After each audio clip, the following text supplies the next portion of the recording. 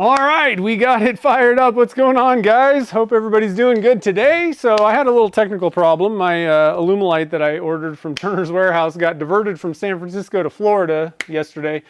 And so I was on the phone with Chad trying to figure out options to get some resin so I can figure out what's going on with my resin in the shop.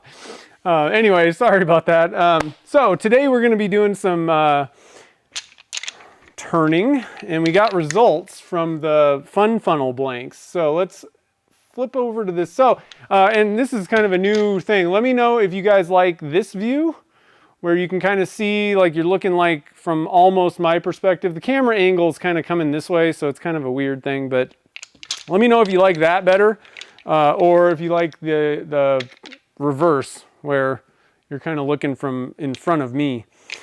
So anyway, the first batch that we did, we went with 4 different colors, one in each thing.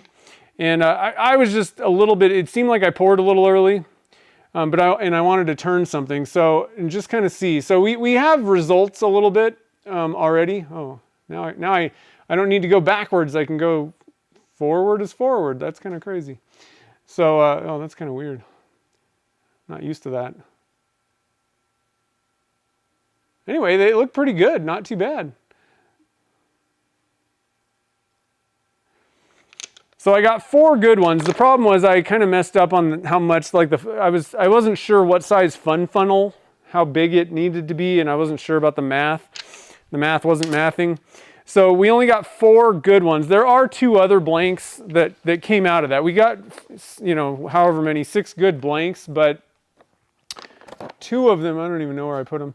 2 of them, I had to just kind of dump some extra, so it wasn't like a true fun funnel blank. Actually, I'm sorry. Here they are. These were the 2. Sorry, there's only 3 that we got out of that somehow. Where did the other one go? Oh, the other one's going to be turned today, duh.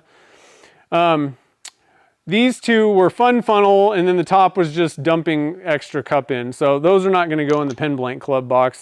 These 2 are. I have poured more already. So there's going to be some good ones here, and I kind of changed some things. One thing that I noticed is the pigment, the liquid pigment. I was using the Diamondback blue, teal. It was coming out of the funnel slower, like it was thicker. And so what I did was I just switched over to Okinawa blue. So I don't know, we've kind of talked ad nauseum about my resin. I think there's a problem with my resin right now. I don't know what it is, honestly, and it's slight. It's not like I'm getting perfectly fine curing and everything. It's just it's acting a little bit funny. So I don't know if this is actually a problem that could happen or not, but I just decided to switch over to the Okinawa blue, and they look, it's pretty much the same color, I think. So, and that, having 4 different micas seemed to work a little bit better. So, Pen Blank Club, that's going to be one of the blanks. Now, the second batch that we did, again, I had an issue with the green was one of my pigments. And I don't think it's a pigment problem. I don't know what, the pigments don't cause an issue, but that green was like 20 some degrees, 25 degrees hotter than everything else. And so it started like literally setting up. So these are going in the trash. But I did turn one and we got results. Now, a couple interesting things about these. Now, I can't figure out where to go with this thing. So I don't think that I spun the fun funnel on these, or at least on this blank, and like they all kind of dumped straight down, which is not surprising, I guess, but kind of an interesting thing. It seems like they turned out okay. Like it was kind of this green was setting up, but I think it's okay. There was like a little air bubble. It was obviously getting too hot. There was a little air bubble somewhere. So like I said, these are not going in the Pen Blank Club box because I don't trust them. And that was just the case of like the resin was setting up on me when I poured it. But still not too bad. Now, one thing that I did notice, and I do think that this is actually an issue with my resin. What's happening with my resin? I'm just going to kind of lay it out there. I don't think there's a problem with like Alumilite resin in general or anything. I think that I have a contaminated not a batch, because it worked fine for a while. Somehow over the process of sitting on my shelf, I think it got moisture contaminated or something. One other thing, I don't think that it's the refrigerating, refrigeration of it. That could cause issues, possibly, but I've done experiments using stuff that was never refrigerated and I'm getting the same results. So I think there's just something weird going on with my resin, and I'm waiting to get fresh resin to do some tests. Because if I get the same problems, then it must be some weird environmental factor or something I'm doing. I don't know. At this point, I haven't been able to single out anything, and I've poured tens of batches trying to figure out what's going on, and I still don't know. One thing that did happen with this pour, though, is I tried stacking colors in the fun funnel, which in theory should work. If you can get the timing right, it shouldn't all mix together. And that's what's happening with my resin, is like things are mixing together that it should be, like it's thick. Like it's at a point where typically I don't get bleed, and it seems to be kind of doing weird things like that. So on these outsides, we poured two different colors together, and they basically just bled together, which I don't think should happen normally. And I want to do more experiments. I cannot find where to put this thing. It's so weird. I think it is backwards. I don't know. But yeah, so as you can kind of probably see, it's all just like one color on that side and on this side. I don't know if you can see that or not. I'm having a tough time like getting things under the camera with it upside down. I don't know if I can get a good angle where you can see, but it all bled together. Like we had two different colors. I want to see what did we actually pour in those? We went with beetle blue and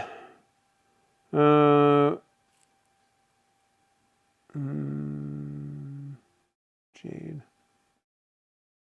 Well, one of them had we had four colors. I'm not sure exactly which ones we poured together. There was jade, which I kind of put a green dye in, which I'm guessing is this stuff, and maybe beetle blue, and then we did, no, that's not right. So we had a black and we had Jungin and jade and beetle blue, and like it's all just kind of mixed together. So again, I don't like the second batch, but I mean, they're not terrible. It's fine. It's just not what I was intending, and God, I cannot get it under the camera. I'm looking at the screen, but I can't get it there. Okay. There we go. Kind of a glare. That dark stuff must be like the beetle blue and black, maybe. That actually looks a little separated. I don't know. Who knows? I'm not super thrilled with the results. So anyway, let's see here. I'm going to scroll to the top and see Old Man River was here first. Nice. Sweet. And we got Homer Lex and Mark L's here. How's the knee doing, Mark? I haven't seen an update lately, so I wanted to check in on that. Marquetta's here, and Mike McEwen, and David Bingham, Kim. Chad's here. I was just talking to Chad. And Roman. So one thing with the fun funnels, I did find for the size batches that I'm pouring, which is about 300 to 360, somewhere in that neighborhood, 320 to 360. I figured out a way to get like kind of a good size. Okay, so, and this is if you're gonna print the print files. You're gonna buy the print file and print it on your own 3D printer. Jake doesn't sell this and you can't request this. He has two sizes, the 600 and the 1200 or so. Small and large, so you can just buy the fun funnels from him that are already printed. But if you're going to do your own and you wanted to do something like this and wanted about 300 to 400 grams, what I found is I have a Bamboo Lab. I don't think it should matter what printer you have. These should all the numbers should produce the same result.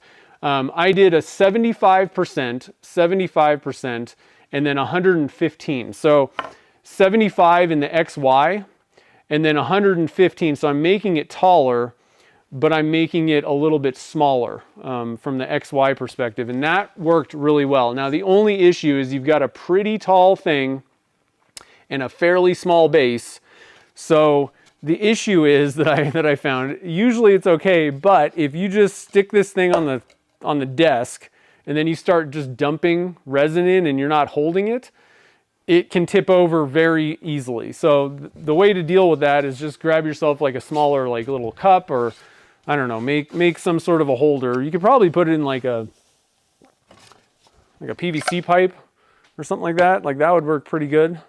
This is a 1.5 or maybe 2 inch PVC pipe. That could kind of hold it for you. And then the tape thing seems to be working fine. That's one of the other issues is for the normal size, the small and large, you can get a little rubber stopper thing, a silicone stopper thing to put over that. And that'll actually give you a bigger base, but they don't fit on these smaller things. So 75, 75, 115 seems to work pretty good to get enough to pour like about 6 blanks. I even did like I've been cutting my Gatling molds a little bit so they're a little shorter. And it fit that for 360. So, yeah. Actually, has anybody just dumped the resin in a fun funnel and left it there and put it in the pressure pot? Turned it? See what you get? That's a good idea. Let's see, Amy's here too. Let's see who else. Vinny's here, nice. The Wood Butcher, sweet. Who else? Let's see if I can see anybody else here. Scrolling quick here. Yeah, the fun funnels are pretty fun. So another thing that I wanted to mention that I kind of tried out, another way, so what I'd been doing is like holding it in one tube, one hole. Let me give you the visual. This is pretty much how I did it on the stream. I'm going to use a smaller one just to illustrate. But I had all the stuff in there, and I just kind of did this and then let it fill up and then move on. Now another way to go that I think is not a bad way to go is just do it like you're doing like the normal fun funnel, like you would have like, you know, like Jake does it. That'll also give you some interesting results. One of these batches I did that and I think it looked pretty darn good. So that's just another way to go if you're going to do vertical. But I think the vertical thing works. I think my problem is I think my resin's just messing things up just a little bit because it's basically like there's no temperature where I'm not going to get some sort of it's like bleed, but it's not. I don't know. It's kind of weird. So let's see here. I'm just scrolling down. I might have missed. Darren's here. Who else? Barb's here too. Might have missed a couple people.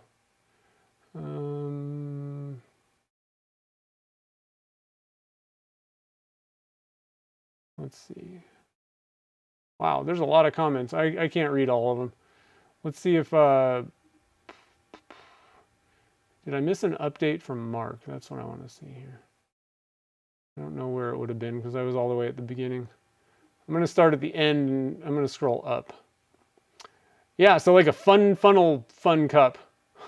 I think that'd be kind of fun. I'll have to try that sometime. Oh, for some reason the message was retracted from Mark.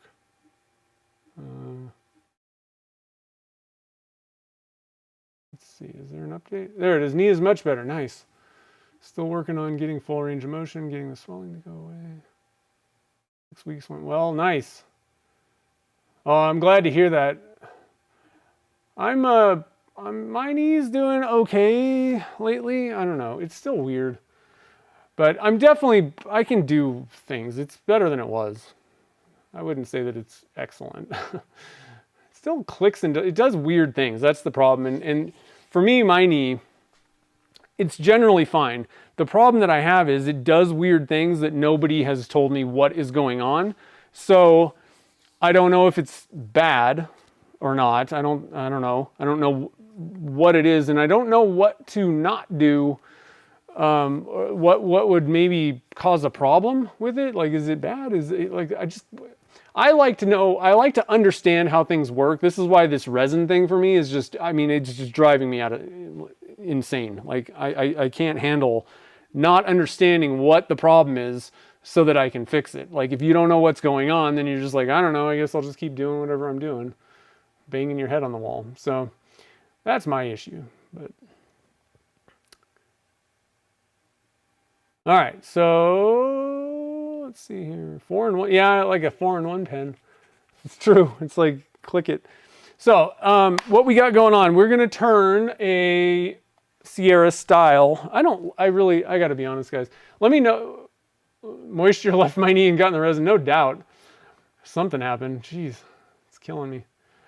And then like the worst for me, like I said, it just aggravates the heck out of me when I can't do anything about it. And so I came up with, I'm like, okay, the most logical thing, the only thing that could answer what's going on and be, like I said, it's not like the resin is not setting up. Usually when your resin goes bad, it just like you have problems. Like it just doesn't work. Like you can't even turn it. It's not setting up or, curing properly.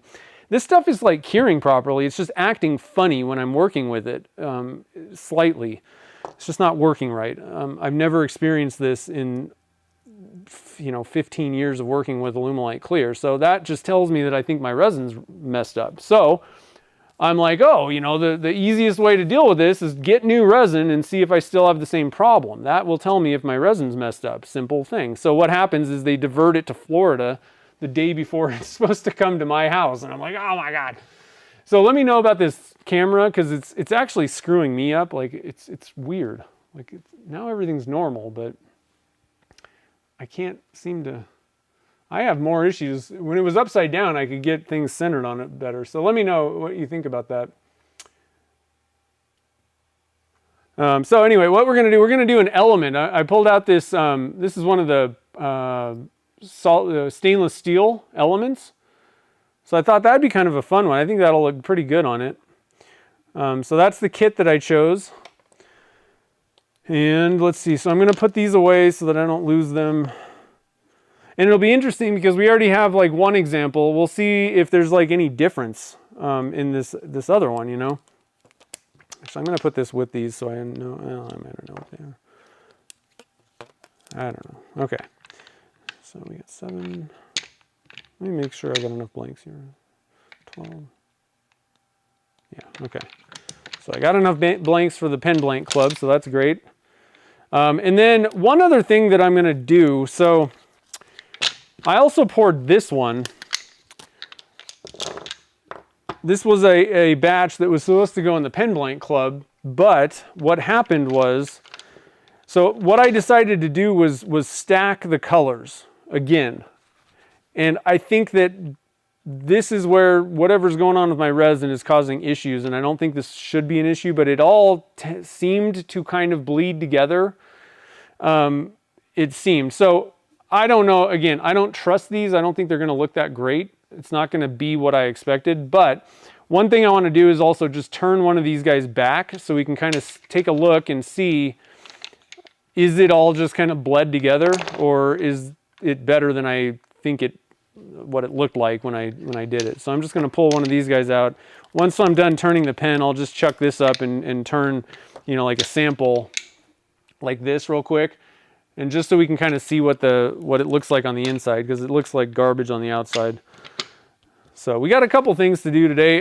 Before I go anywhere, I'm going to drop a link to, if you want to grab the fun funnels. So there's 2 different things. So if you want the fun funnel itself, like the physical product, here's the link to that. And I got these linked down in the description for anybody that's watching after the fact, so you don't have to worry about the chat window. And then here's, if you have a 3D printer and want to print your own, one thing we didn't do is actually just go with the small. I still think that it's just, the holes are pretty big, and I just don't think this is going to really work that well for doing vertical, but I don't know. I don't know if that's the case or not.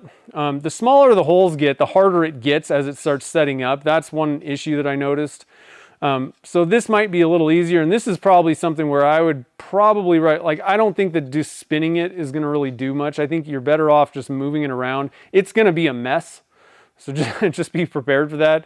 And I think it's going to come out faster, so you'd probably want to wait a little bit longer so it thickens up a little bit more, having the bigger holes. Just to show you the difference, I mean, they're significantly larger in the small. And this works great if you're just dumping it into a big vat, but it's going to be a little harder to hit the holes on a smaller one. That's why I was going for like a smaller funnel. And these work pretty good. I think under normal conditions, if your resin's not being weird, I think that there's not really a problem. And obviously we got good results. It was fine with about the same size hole as that. But anyway, let's head over to the lathe. What do you guys think about that? I'll stop talking. You say funnel, I think beer. That's funny. Let's see. Okay, I just want to make sure that I didn't miss anything. I'm going to switch over to the turning camera. I guess since I've already got the chuck, this thing on there, I think we're just going to do this real quick. I'll just turn this sample back since I'm already set up for it. So, and if you're making your own blanks and you want to see how I do this, it gets a little bit tedious and a little expensive if you're, making a blank, a sample for every batch you pour. But if you just want to kind of see how things look, because it's tough to tell what's going on with these vertical pour blanks. Now you don't have to do all the stepping and all that kind of craziness, but here's what I do. I just wish the dust collector was like 5 decibels lower. That'd be nice. I'm gonna also, hold on a minute. The collector itself is pretty quiet actually, but all right, so what I first do is I'm just gonna come in here and what I'm doing for that is just to give me something for the tailstock support to grab onto. If you just shove if you don't create, what the center drill does is it's creating the 60-degree angle. If you just shove the point of this thing in the end of the blank, it just constantly keeps digging out. And you can do it. I mean, it'll work, but it's not great. You're going to get much better hold without the tip digging in and having to constantly re-establish or like retighten the tailstock if you just grab your center drill and put a little 60-degree cone in there. So I've got a measurement on how much material. So I put a mark on it, get it kind of set up, and then I just get it kind of centered on here. Try to get it as centered as possible, tighten her up, and get to some turning. So let me grab my phone so I can see the chat. Can't even see the chat right now.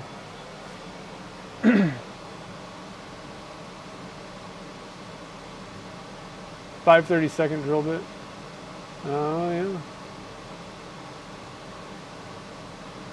I'll leave the millimeters up to someone else. That's funny. Getting the YouTubes open. Go to my channel. Check out the live thing that's going on right in a second. And I can see the chat. Look at that. Okay.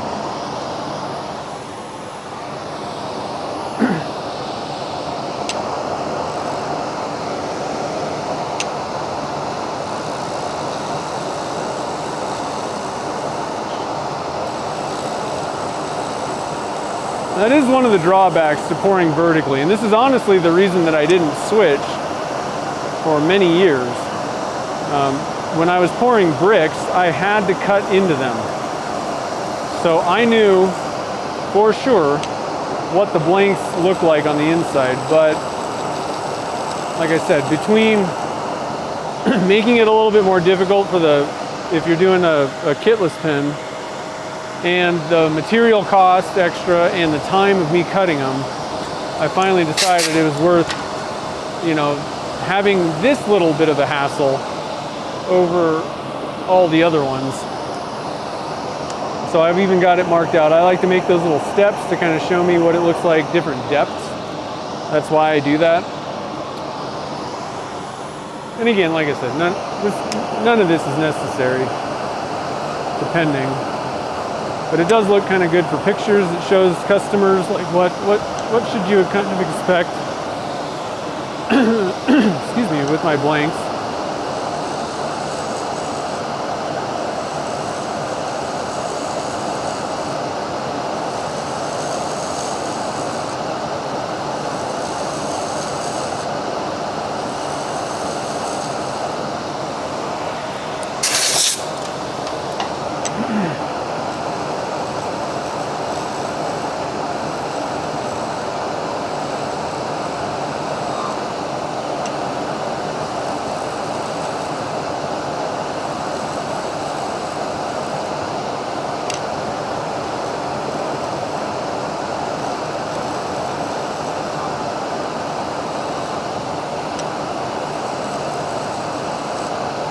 So I like to get this first step down pretty far, like if you're going to make like a slim line or something.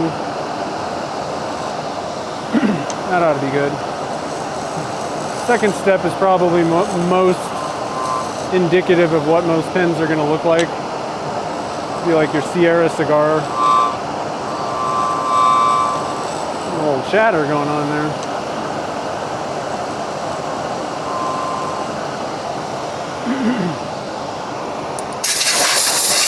See if I can't fix that chatter a little bit. Sometimes you got too much tailstock pressure or not enough. If the blank has come a little bit loose in the chuck, you get a little bit more chatter going on. I'm going to take lighter cuts so I don't get that chatter. The other issue is this blank is probably pretty soft still.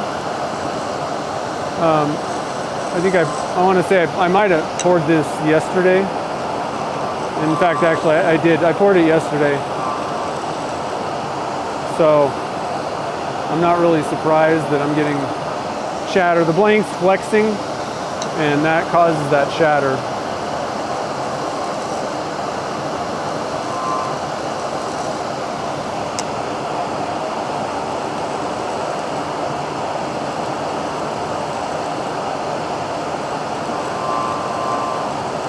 And you'll usually find it chatters the most, of course, right in the middle.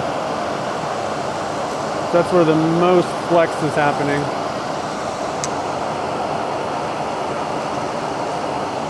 All right, good enough. And this one's for like your wider, just to kind of see how far in or how far out did the swirls get, because sometimes you get a little bit more, you have to dig in a little ways on some blanks to get to like where the swirling is. I don't think that's going to be a problem with these though, so much. All right, so that ought to be good. And it only takes, a couple minutes, turn it down, and then you got an idea of what your blank looks like, or what your batch kind of looks like, I think I got my camera or my light a little bit too high there. Whoa! I'm gonna turn the dust collector off because that's just loud. Oh. Get this thing out of the chuck. So yeah, pretty, it's just not pretty. Very mixed. Let me scoot back a little bit. Let me turn the lighting down just a little bit more. And I mean, I can polish this up a little bit, but I mean, you can see it really this is the problem that I'm having. I'm waiting for, like, the resin's pretty thick, but it just looks like I poured it too soon. And the way that I did this blank, I poured layering in the fun funnel, and it just, like, I could see what I would pour the next color on, and it's almost like it would foam like it would foam up, which is not something that I'm used to seeing with Alumilite. That's why I'm kind of thinking there might be some sort of a contamination issue or something. I don't know. I don't think this is great. I mean, it's fine. It's not terrible, but it's definitely not what I was going for. And so I'm not sure. This is kind of a weird one where I don't know if stacking colors in the fun funnel is really going to work or not. I'm gonna go on this camera. I don't know if this will help at all for people seeing what this looks like. But it looks like I poured it too early, you know. I mean, that's kind of what the feeling that I'm getting from this blank. Like I said, it may look a little bit better if I sanded it and polished it, but I don't think it's really worth my time to even mess with that.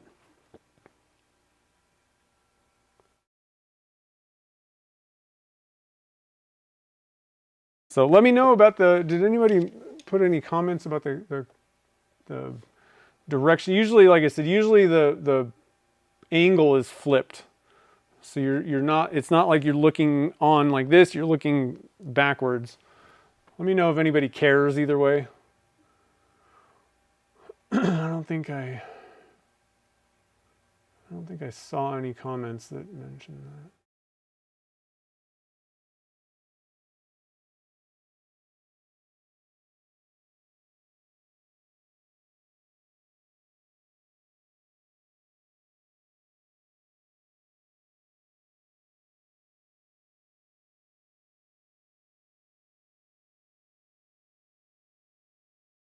Sydney likes the view.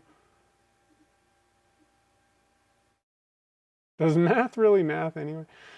The angle seems better. Okay.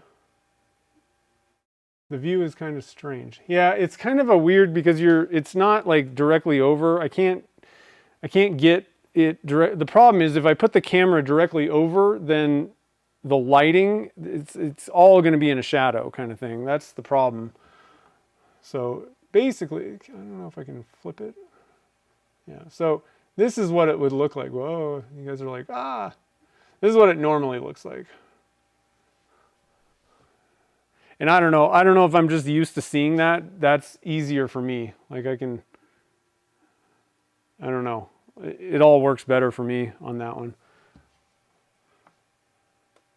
So let me know what you guys think about that. Let's see, was there a question?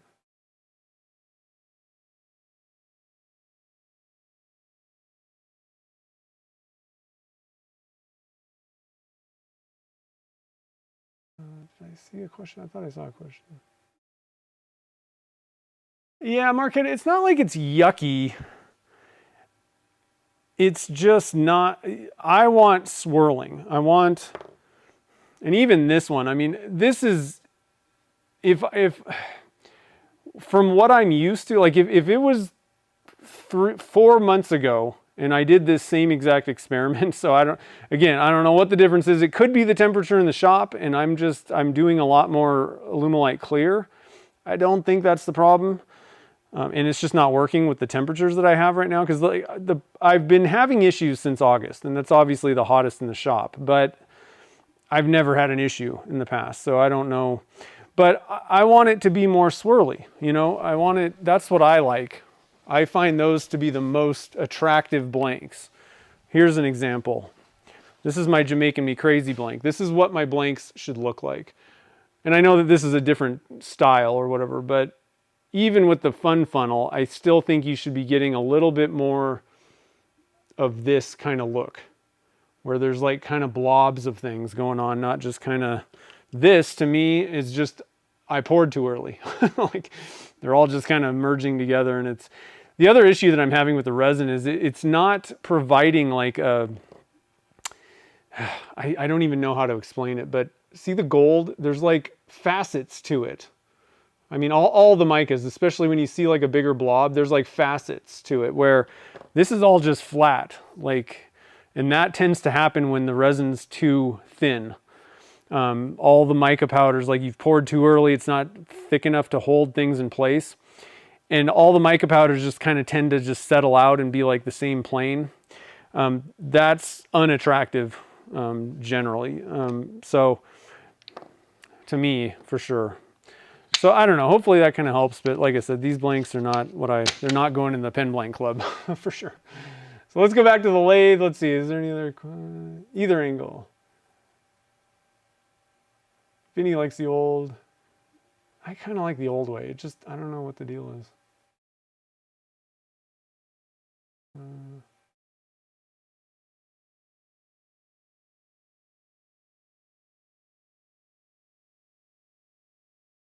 Rand.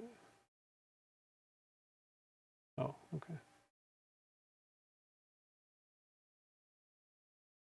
Yeah, well, I had a vision, number one, but I also know what to expect when you pour at the right temperature, you should get certain results. And that's not what I'm getting. So it just looks like amateur hour kind of thing. That's how I feel, I guess. These just look like amateur hour blanks. And they shouldn't be that way. And it's not that hard. That's why I'm so frustrated. It's not like I'm like, oh, I have this perfect method down. It doesn't take much to get to the right temperature. You just need to not pour way too early, you know. And usually you've got a pretty good window with Alumilite clear slow. I'm not having any window at this point. That's how I feel. Like there is no temperature because I've poured to the point where they're like setting up and they look like junk. And I've poured, and I mean, just looking in the cup, it's thick enough to, you know, from the 15 years I've been doing this, it's the right consistency to pour at. But it's just not working for some reason. So I think, like I said, I think the problem is the resin. I think somehow something contaminated it, and I'm leaning towards like a moisture contamination somehow.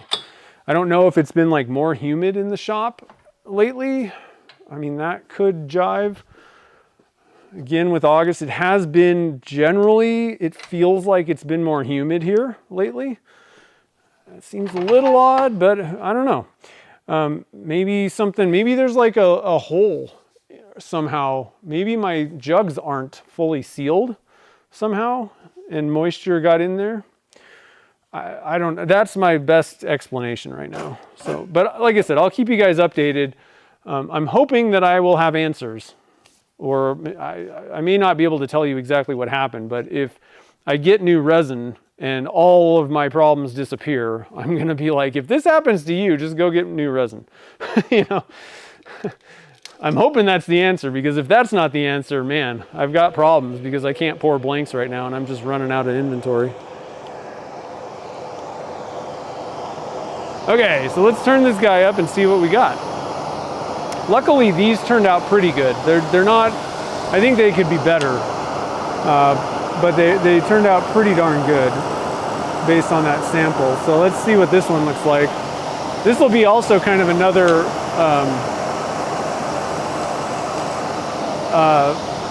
you know, I already did one sample from that first batch. And so if this one turns out similar or better, then we got 2 out of 6. I mean, that should tell me that this batch was pretty darn good. And I did everything pretty much the same on the other ones that are going in the pen blank club. So we can be pretty certain that these are going to be decent blanks for you folks who are in the club. That's my main concern. Like, I don't really care. I just want to make sure that I'm making the best blanks for people. You know?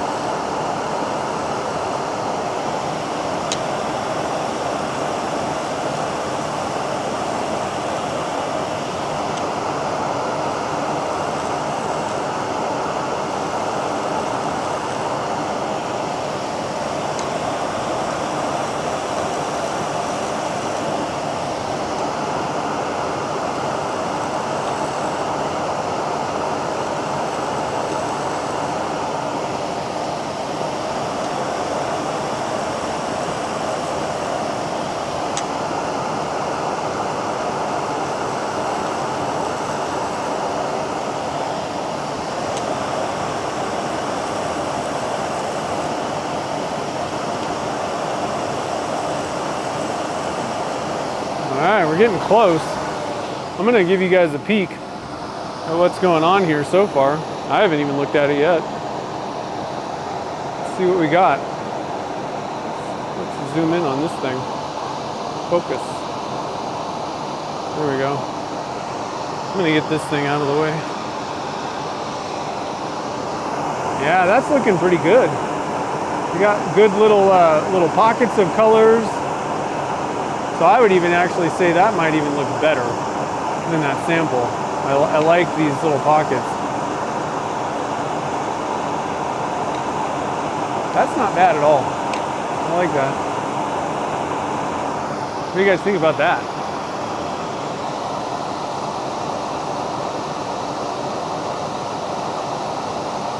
Ooh, Kim's number one. Nice. Oh, thanks, Randy. Well, I try to keep the quality up. Like, that's why when things like this, when I have quality control problems, like if something goes weird, I'm like in overdrive. Like, I gotta find out what the problem is. And that's why that's why I'm so, you know, people are like, why do you wipe off every spoon, and why do you measure everything, and why are you so anal about things? Because that's my way of making sure that the quality is like always the same. And like when I'm doing all these things and the quality is like all over the board of the blanks that are coming out, oh my God, I'm just like, what is wrong? What's going on?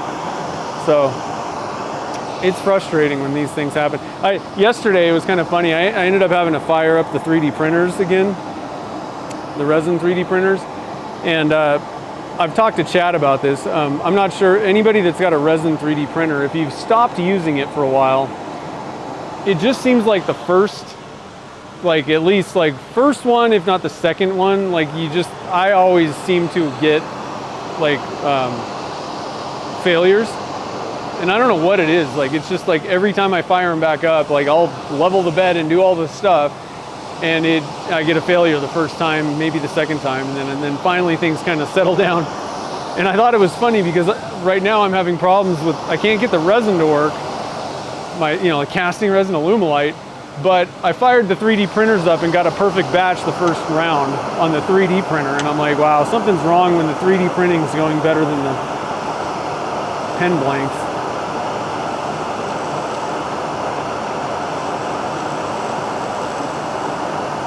Although these new, so the 3D printers that I have now are the Mars 4 Ultra and the Saturn 4 Ultra.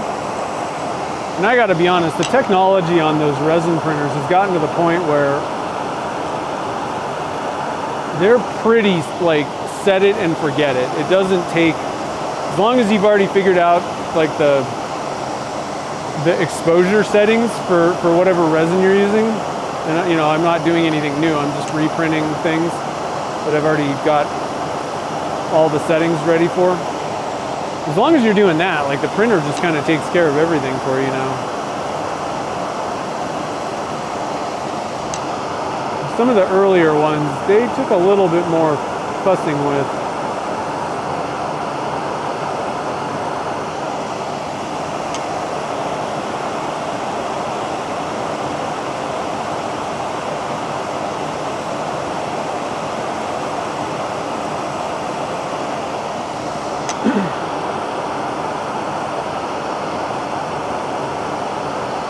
One thing that I'm pretty excited about, I don't know, some people may not be so excited about this, but as long as I can get resin that works soon, the fall is upon us, and that means pumpkin spice pen blanks. It's one of my kind of favorite ones. It's a seasonal one that I do in the fall.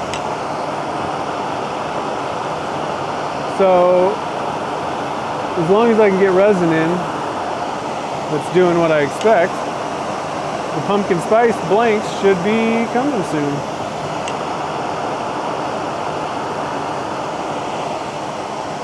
All right, that ought to be good.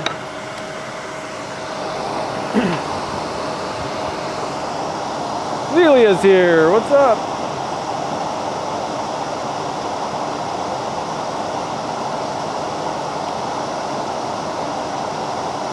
I know, it's kind of crazy. I would definitely recommend, if anybody wants to get into resin 3D printing, and again, there are a lot of drawbacks to it. I really don't like doing it. It's so stinky, and you got to clean all the parts, and it's a mess. Like, you're not going to be doing this kind of stuff in your office. This has to be done outside, I think. There's smells going on, and it's messy and gross. I don't love it. So if you don't want to get into all that stuff, just get a regular 3D printer. But if you want to get into the resin 3D printing, I'm very happy with the Mars 4 Ultra. And at this point, I think the Mars 5 or 6 is out, which means the 4 is cheaper.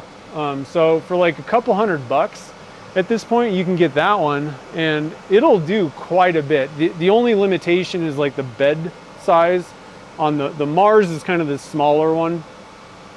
If you need to do really big things, this Saturn 4 Ultra is pretty darn good also.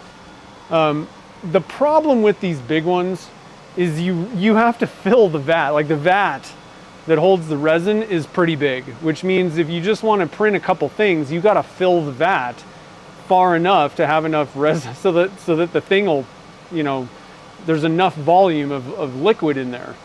That's the biggest drawback I find with the big ones, but you can print a whole lot more stuff.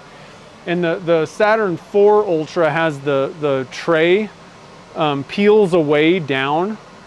And I really think that helps tremendously with failures. You're not just pulling straight down, because I don't orient things all sideways and put a bunch of supports on them. I just do things vertically because it's much easier and you don't have to deal with all the supports. The problem with that is you get a lot of failures because normal build plates pull straight down, and that force can kind of rip things off your build plate. But if it's kind of peeling away, I've had like way less failures with this thing. But at the same time, I've also had a lot less failures with the Mars 4, the smaller one. And I think one of the things with that one is Elegoo switched to a 4-bolt build plate thing, so you can really get your build plate level, like really well leveled, and it doesn't move. I was telling you, usually the first run, if I haven't done printing for a long time, fails. Like I get failures on it. And I think that build plate, because it's so locked in, I didn't even mess with the build plate. I just stuck resin in and was like, oh, let's see if it works. So anyway, second back surgery. Well, I hope you get back in action soon and it's not too painful for you. Yeah, I love the pumpkin spice blanks. They're fun. It's a mess, and it stinks. And I would say, so I'm okay with pretty much all the junk that comes with resin printing. The thing that I absolutely abhor is that you have to do something with the alcohol that cleans the prints. And you can do the water thing and all that, but even still, you got to do something with that. You got to clean the stuff you clean the prints with, and that is just the dumbest thing ever with it. I'm not a big fan of the water wash thing. I think you should just go for the alcohol. It cleans things a lot better. I've tried even like they have like, what do they call it? Detergents. That stuff just left a funky film on it. So anyway, you could make the fun funnels with it. I just don't think that it would be worth it. That's something I would just get a normal printer. Wear a resin printer. If you're a pen turner, if you want to do the same kind of things that I'm doing, where a resin printer excels is the resin turns and polishes and also adheres to the castings, to your Alumilite, way better than any of the other filaments out there for like the normal 3D printing with the spools of stuff. It's just hands down way better. With, like I said, the adhesion to the resin, as well as like turning and polishing. It's almost, I'm using, and it depends on which ones you use, but the ABS-like from Elegoo, this stuff, it's almost indistinguishable from Alumilite resin when you're turning it and doing all that stuff. It's excellent. So like that's the advantage. You can also get very accurate things, but the main reason I'm doing the resin printing is just it works so much better for turning applications that I'd rather do that. And I don't think you have to go to resin printing. You can use the normal ones, and if you're only going to do it here and there, they're fine. But I'm selling blanks to people, and I want them to have the best, turning, and polishing and all that kind of stuff. I want them to have the best experience. That's why I use those things, but it's a pain. It's not very fun.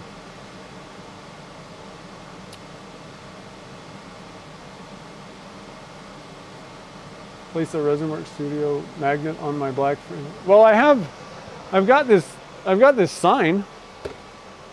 I've got a big sign. That was made for me. It was really nice.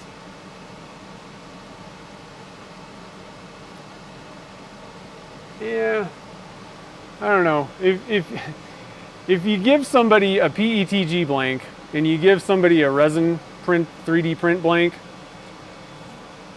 they're gonna be like, that one's better.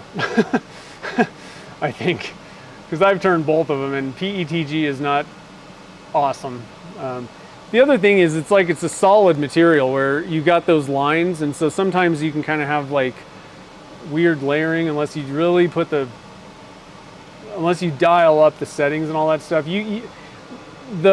So like the people that typically use these resin printers are making like miniatures, and they make like perfect exact copies of like super fine details where you're not going to get that kind of detail on a regular filament printer.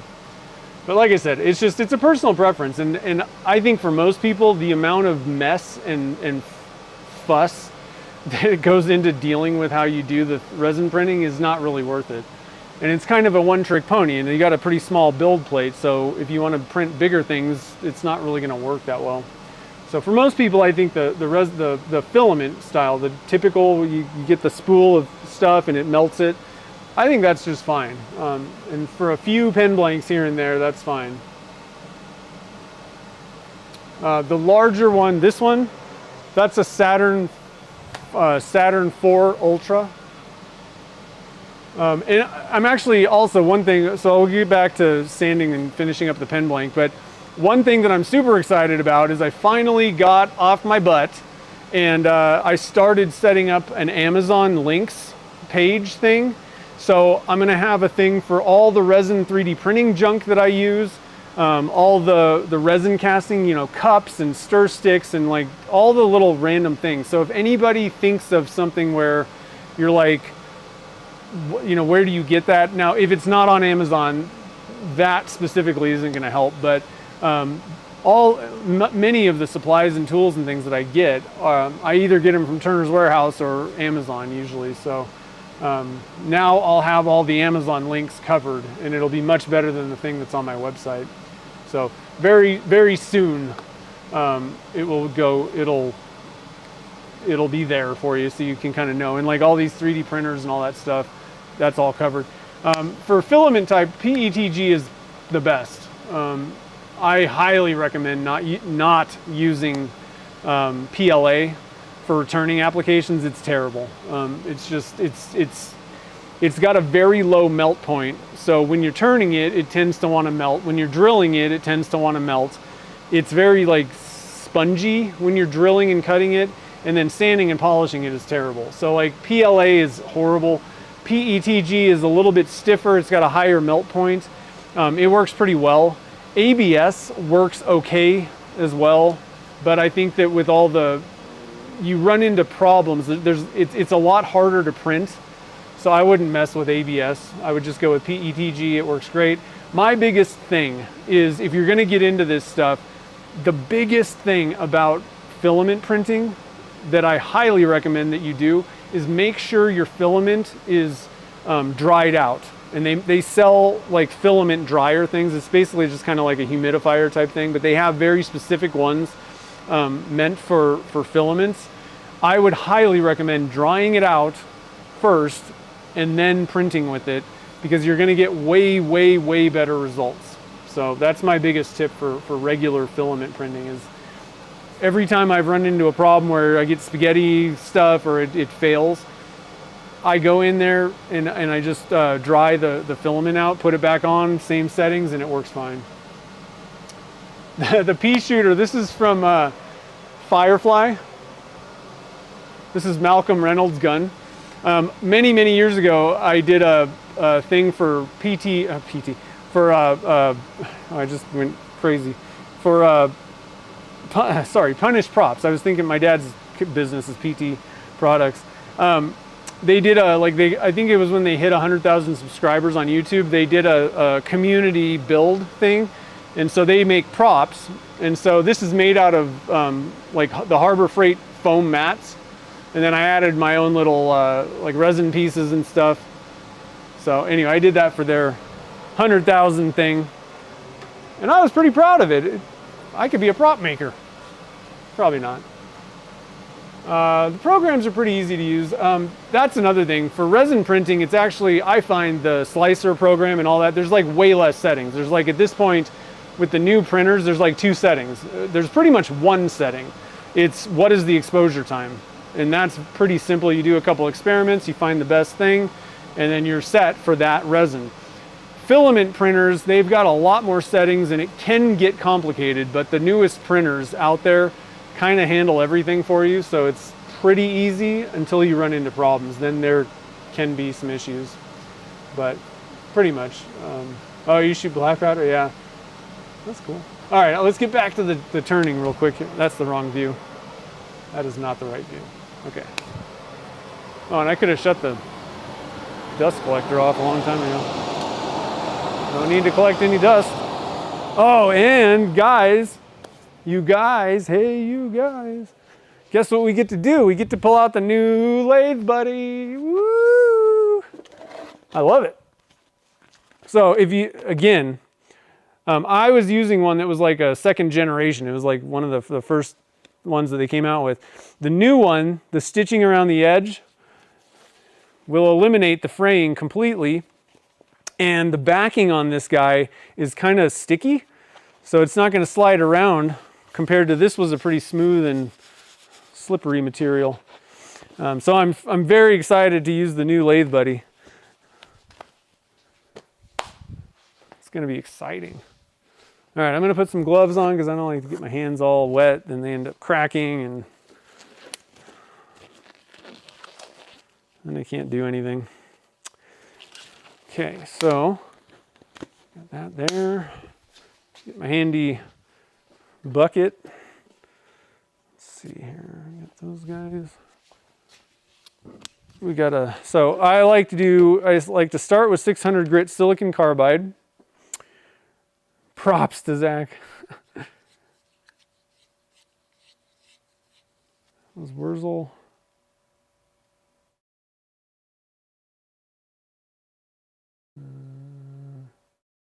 Not seeing Wurzel. Did I miss a comment about something? Oh, there it is. Oh, yeah. Silk filaments. Again, I think most of those are going to be PLA. I mean, it kind of works. Here's my problem with the filaments. And I can show you a perfect example. Oftentimes, this was a dog bone that was a 3D print. And it just, because there's layers, you can't get fine details with these things. And they just don't turn as well. Whereas with resin printing, it is like a solid piece. Like it's almost like you're casting the thing. That's why I'm very pro resin. You can get very fine details like dog prints and all that kind of stuff. Honeycomb and things like that are fine. The straight things that don't have like a lot of details, I find they work fine on a filament printer for the most part. It's just you start getting into certain details and things, and because we're turning things very small,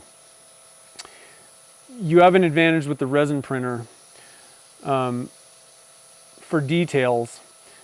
And like I said, for the casting part of it, it's just hands down a better bond between the resin and the cast, your Alumilite or whatever epoxy, and the 3D print, which means that you get less failures. And then the turning part, it just turns better.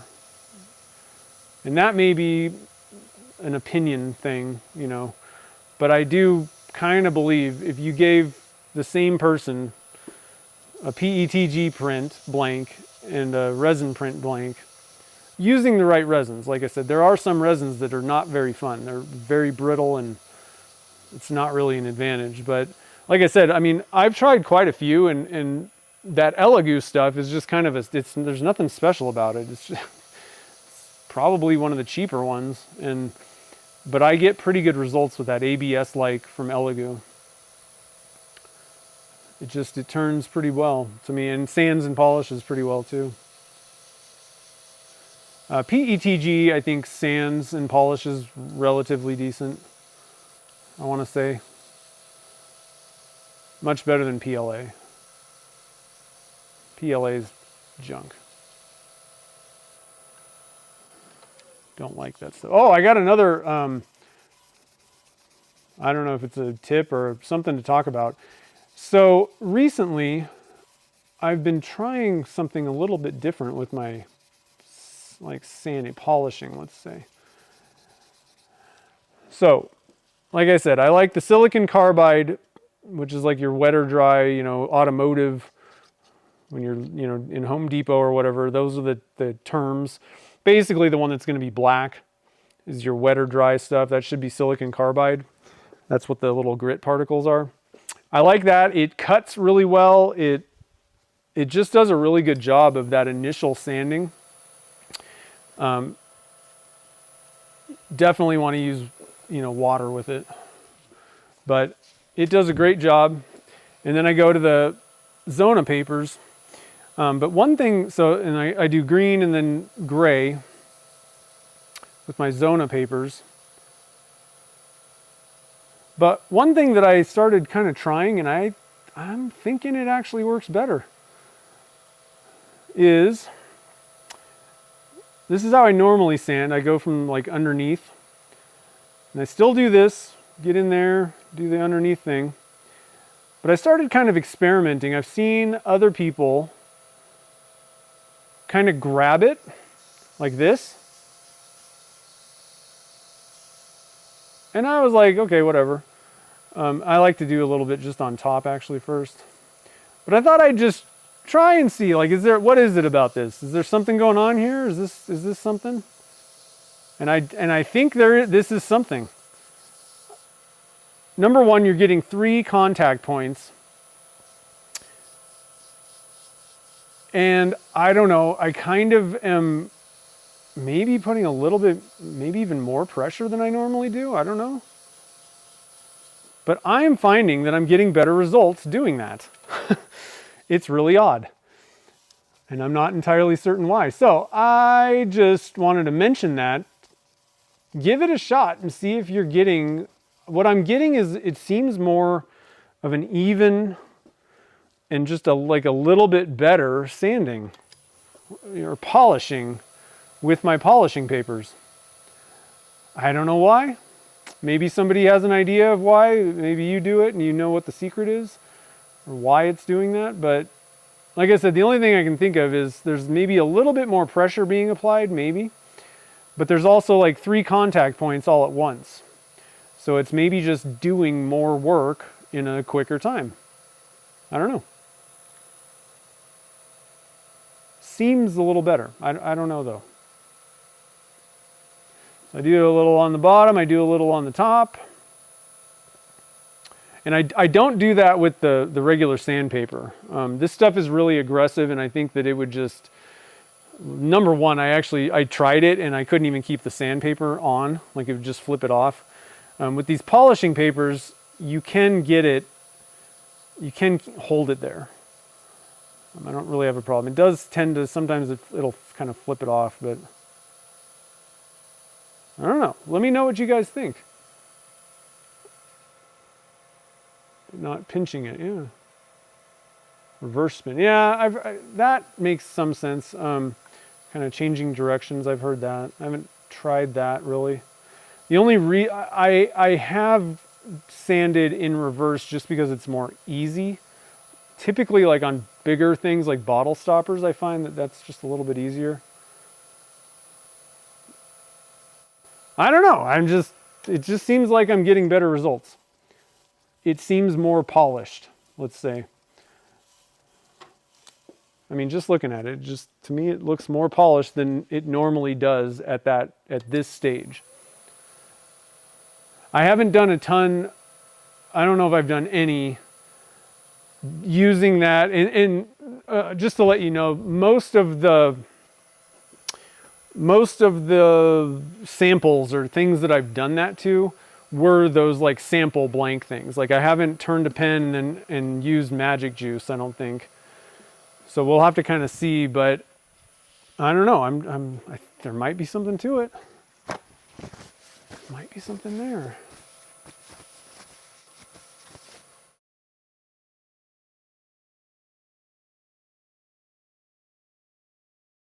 Yeah, no, there's the silk print stuff. Sorry, going back to Kim's talking about the silk. They're cool, but if it's PLA, I don't think it's going to be particularly fun. I don't know. Correct me if I'm wrong, but has anybody that with experience with this? I mean, PLA just seems. I've never liked it. It's been horrible. It's very difficult stuff, like stringy to turn and it's soft. It's just not very fun. Oh, I also have some info. I talked to Michael Harden, who is the guy that came out with Magic Juice. He's the dude behind the stuff. And I have some info. Let's see here. Now, I need to pull up some notes that I took because I took down the important things in my notes app. I just want to make sure I don't miss anything. Where did I put that? Shoot. Man.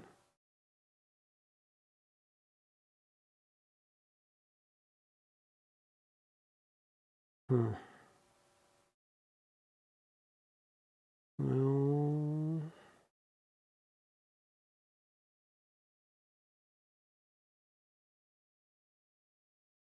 oh yeah, that's where it was. Okay, so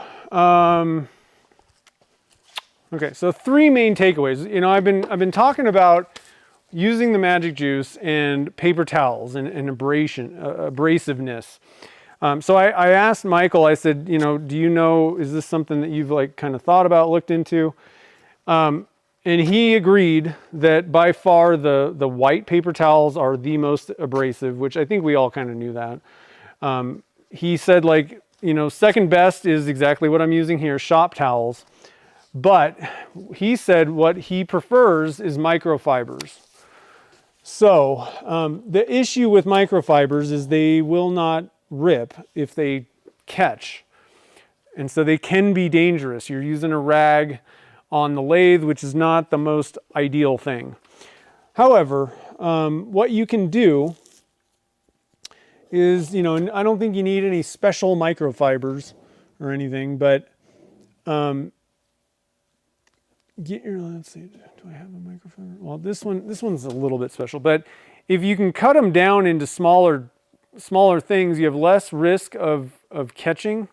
I still want to do some experiments. I haven't had time because I've been dealing with resin issues and all kinds of stuff. But at some point, I feel like you can probably just get away with paper towels. They're going to be less abrasive than the abrasive that you're actually putting on there, up to a point. And then you're going to get to a point where the Magic Juice, like let's say maybe step 3 or 4 is what I'm kind of thinking maybe. You get to the point where the paper towel is more abrasive than the stuff you're rubbing on there. So you can get some scratches from your paper towel. So I don't know. I don't know if you need to use microfibers the whole way. Obviously, I get pretty good results, even just using paper towels. But I have switched to the final step using a microfiber for step 6, just so that I'm not putting any scratches in, because I can guarantee that paper towels are more abrasive than step 6. I think that you're still, you know, once you wet the paper towel, I think it's less abrasive at that point, because otherwise it would just look like, if paper towel was 1,000 grit, let's just arbitrary number, and you put on some micro fine step 6, and you started rubbing this around, I mean, essentially, if this was 1,000 grit, you would have 1,000 grit scratches on your pen. You wouldn't have any polish. So, you know, I think the act of putting the polish on, it's not super abrasive, but there may be some areas where you can get some scratches, possibly. That's what I'm worried about. So, he said microfibers are the best way, but just do that at your own risk because they can be dangerous if they get caught. Whereas paper towels, if it catches, it's not going to rip your finger off. Okay, so that's the other thing. And then, let's see, I got other notes. I asked him about the pressure, and he said definitely light pressure. You don't want to, you know, heat is not going to help anything. And then the last thing, he said if it does thicken up, these are all water-based, so all you got to do is add water. So we've kind of confirmed that. I think you guys have kind of mentioned that already. So I think those were like the 3 big takeaways, let's say. Couple confirmations of things, and you know, just wanted to double check things that I was pretty sure. I kind of figured this is probably the best way to go with certain things, but I'd rather talk to the person that's actually making this stuff than just assume and then tell a bunch of people like, oh, this is what I think. I don't know though.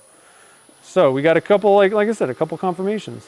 Now, you know, how you want to deal with the paper towel thing and all that, they work, and he didn't say like, oh, you have to use microfibers, you know. That was definitely not the thing. He's just like, yeah, some things are going to be more abrasive. If you want the absolute best chance of getting perfect polish, microfibers are going to be the way to go. And if you find that the stuff is, you know, in the bottle is like thick, kind of too thick, add a little bit of water. I'd say add just a little bit at a time, very little bit, a drop or two, and then kind of mix it around, see if you can get it to kind of thin out. I don't think you want it super, super thin, but it'll definitely keep it so that you're not like chucking it just because it got a little bit thick. Extend that shelf life.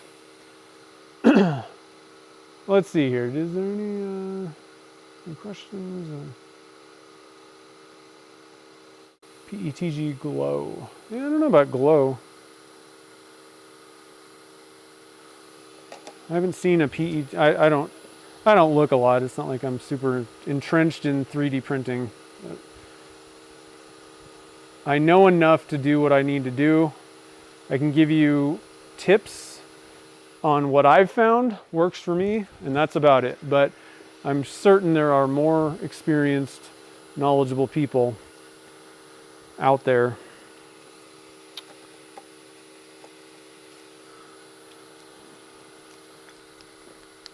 For certain specifics. All right, Chris, have a good one. Thanks for joining the fun. Yeah, come on. Yeah, maybe repels. I know, real life applications like magic juice. Come on, they don't teach us anything in school. Sunlu. Bamboo. Oh, really? I didn't know that. I've gotten good results with the bamboo stuff, and I'm just like, I don't need to save a couple dollars and risk anything. Silks are weak. Oh, yeah. Yeah, I love PLA for like normal things that I'm not going to turn. That's what I use for most things. It's just when you have to turn, drill, sand it, it's just not the best material on the planet for that kind of application.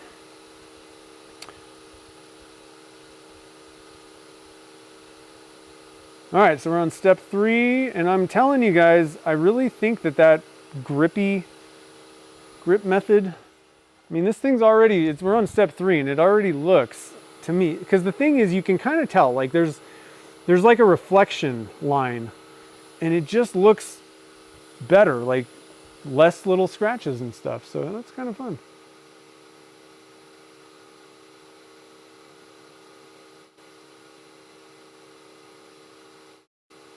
Yeah, rags and spinny things, not so good.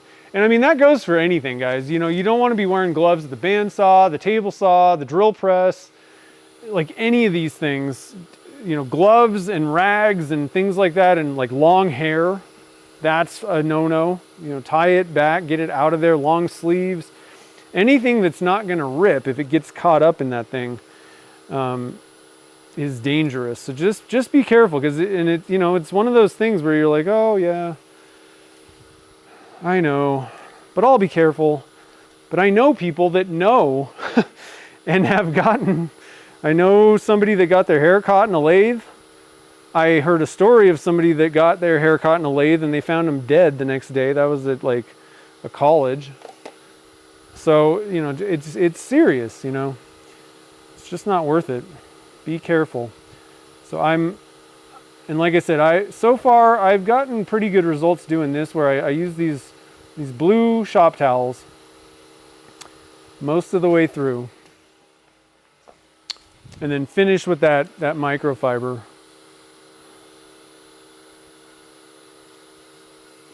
I like the disposability of these. That's, you know, because I have enough microfiber, I can cut it into small things. But I like that these paper towels are disposable, so I'd personally rather try to get away with using paper towels as much of the way as possible, you know?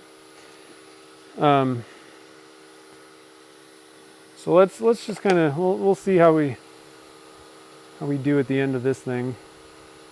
But I do think there might be a case for, I don't know that it's going to matter for some of these. Like for number one, I seriously doubt that the paper towel is doing any worse abrasion than the number one. Probably number two as well. But I have questions about like 3, 4, 5, and 6. Like, are you going to definitely get better results?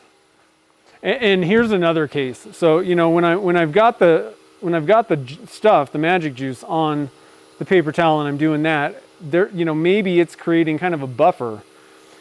Where I'm a little bit more worried is then when I want to wipe off the excess, I flip it over to a dry spot and then do this. And I would actually say that's probably the worst way to do things.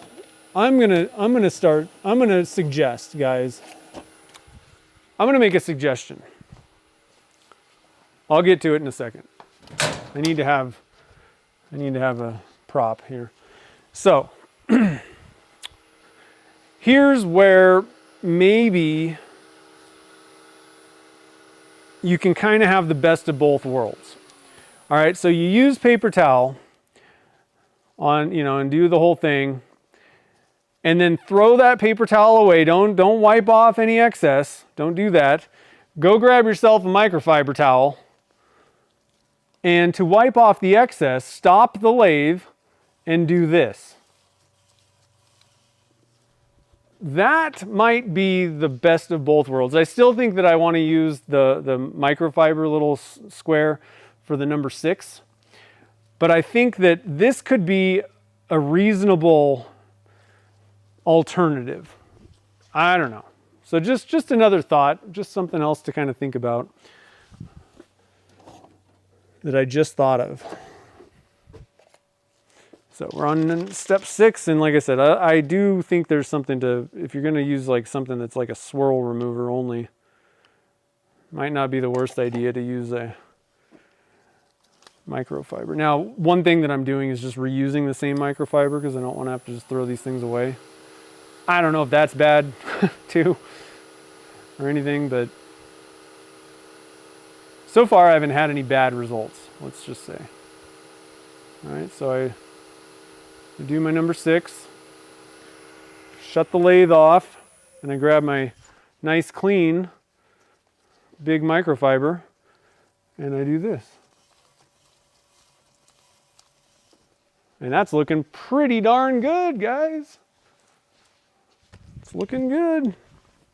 All right, let's get you guys in here for the big reveal. I mean, it's looking really glossy. I'm just going to be kind of interested because I can see, you know, if I'm just doing kind of like my normal job, Is it perfect when I'm done? No, not necessarily. But man, that is, so let me get it under.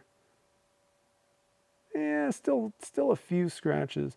But so, you know, the one thing I was talking about wiping with the microfiber, you should see scratches going this way, because no, that's not true. That's not true at all. It's running. You know what I'm going to do? Let's do a little experiment, guys. So there's a few. I'll show you guys so I'm not just teasing you. Give you the results. It looks great. It's got good shine, everything. If I really hold it up, there are some scratches here and there. So let's put this back on the lathe. I want to do a little experiment here. I am going to use paper towel 1 through 3, and then I'm going to switch to microfibers. And I'm also not going to use the paper towel to like wipe it off. I'm going to use that big towel microfiber thing. Let's just do a little experiment and see if we can't clean this thing up and get it almost like scratch free. I don't think you need to get things dead scratch free. If you're using the magic juice, that pen, again, unless you're putting it under a microscope, which nobody does, is perfectly fine. However, let's just see if we don't get a little bit better result. Maybe clean up some of them scratches, just reduce. There's not that many. I mean, this is better than I normally get, I would say. But let's see if we can just take that up a notch to the next level. You know what I mean? Oh, that piece didn't. What do you guys think about this idea? Am I onto something, or am I just crazy? You can use, well, the Lathe Buddy is not microfiber, I don't believe. I think it's like more of like a terry cloth. David has a question. Let's see. I forgot what you do, but so it depends on I actually feel like I get different results doing this pinch thing. So I'm not sure. Now, I'm pretty sure Chad just goes up to the green. Okay, I prefer the gray. So I like to call mine a satin polish, not matte, quote unquote. I just find that the eye doesn't see the scratches as much, and you get pretty much the same result. You know, it's just one little step higher. Now, I'm kind of curious to try the matte, to try just going with green and doing the pinch method and just see if anything changes. I don't know if it's gonna, but I'm probably still gonna go with the gray. But the one thing about the pinch method is, like I said, I feel like you're getting a little bit more coverage all at once rather than just one point. You get kind of 3 almost. And I'm wondering if I won't have to do the circular type thing. I still think that that's probably a good idea. That random pattern of scratches is going to blend in and not look like scratches as much as just like radial scratches with the lathe going. But anyway, so I'm kind of curious about trying some different things with these methods here. You know me, I like to understand what's going on. Like, I don't want to just be like, oh, this works. Good enough. I want to know what is actually happening, if I can. What's going on here? What's the deal with this? How can I get the best results guaranteed if I do this every time? That's what I'm after. All right, so I got to go find my little towel. I should get a smaller towel because this thing's pretty big. So what I'm going to do here, and it's kind of a little unruly. We're not going to wipe off anything. We're going to do this. I don't know if this is going to make any difference or not.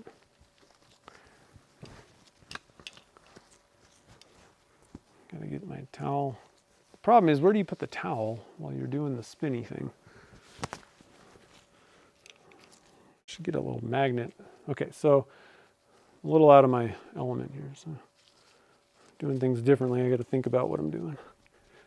Let's see here. Yeah, anything attached to you that does not rip. I agree.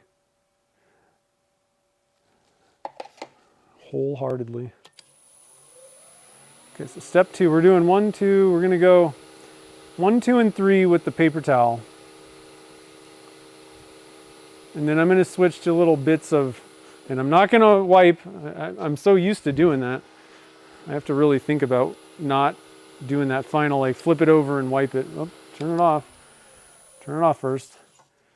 And then you want to make sure that you're not using like a contaminated rag. That's why I'm like, what do I do with this rag? Because you don't want to just stick it somewhere. Like, and it picks up stuff and you're worse off than paper towel because you've picked up a bunch of junk. You got to be a little bit careful. These things will pick up like everything. They're like staticky and grabby. So I'm just trying to kind of hold it in my arm here. It's going to be a little bit easier if I just cut some smaller chunks, but I don't have any of those handy. Okay, so step 3 with the paper towel. And then I want to look at the comments just to make sure I'm not missing any. Because you guys have such good suggestions and good questions too, that I may or may not be qualified to answer. We'll do step 3, light pressure. That is one thing. I was kind of pressing a little bit harder than I probably should have on the first round. Okay, stop it. Yeah, I mean, I could wash the mic. I'm not going to do that.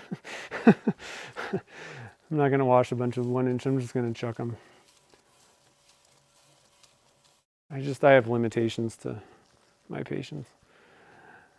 So this is looking pretty good.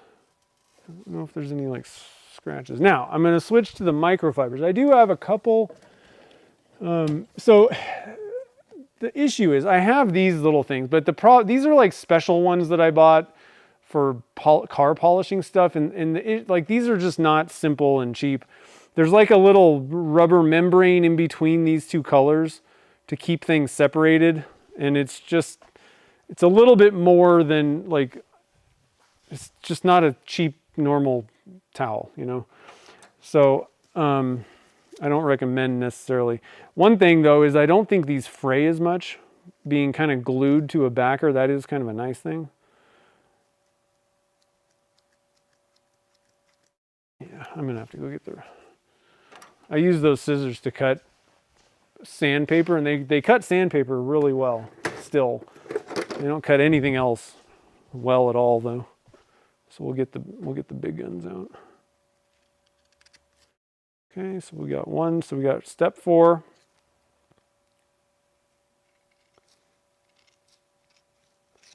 Step 5. And then I've already got some step 6s.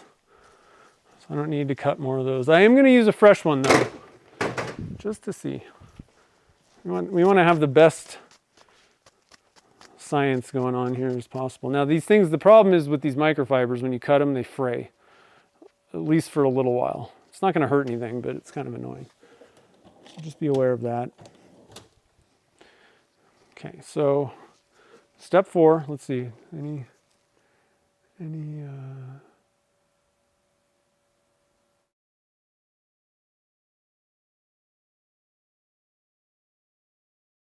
first aid attendant in a sawmill. Oh God. Oh yeah, no, that's not nice. Yeah, you don't want to, if you wash microfibers with other things, then you're screwing them up. I'm into car detailing a little bit, and learned a lot about microfibers through that arena. All right, so step 4. Like I said, I just kind of cut this piece down, even if it does grab for some reason. Now, that's the problem, is typically they're not gonna. But, you know, when the magic juice kind of dries out a little bit, I mean, we all know number 2 grabs. but I'm fairly comfortable. If it does grab, it's probably just going to rip this little tiny piece out of my hand and flap around. It's not going to pull my hand in. But like I said, you know, you need to choose what's safe and what you're comfortable with in your shop. Now the other problem is it'd be nice to have like different colors for different grits, or you know, different different magic juice numbers. That would be pretty smart. Okay, and then I'm gonna just grab my fresh towel. This is getting overly complicated.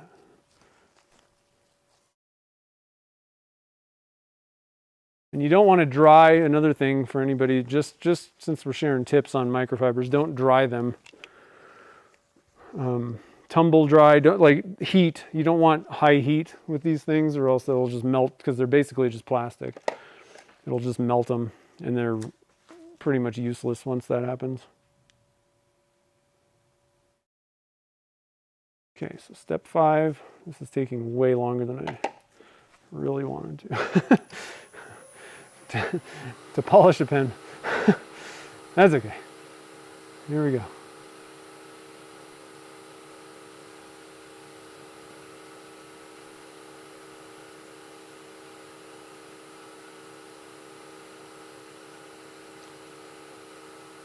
So if I basically get the same result, that will mean one of two things. Like if I don't feel like I got this thing's looking like there's like I got rid of some of the scratches. One, that could mean that the scratches that were in there were below step 1, or I would have needed to do step 1 longer. One of those. Or it could mean that paper towels, step 1, 2, and 3 are not a good idea. Or something else. I can't think of anything else. I think I've taken every precaution possible. Let me know if there's anything else that I might have missed with that. This is my step 6. I'm going to get a new piece for steps. I'm going to do a new piece. I'm just going to chuck this one. And we're going to use this guy, that last piece from what I cut before. Trying to get all the little frays off there. So this is a fresh pad for the step 6. I'm going to go with the gray side. I don't know if that matters.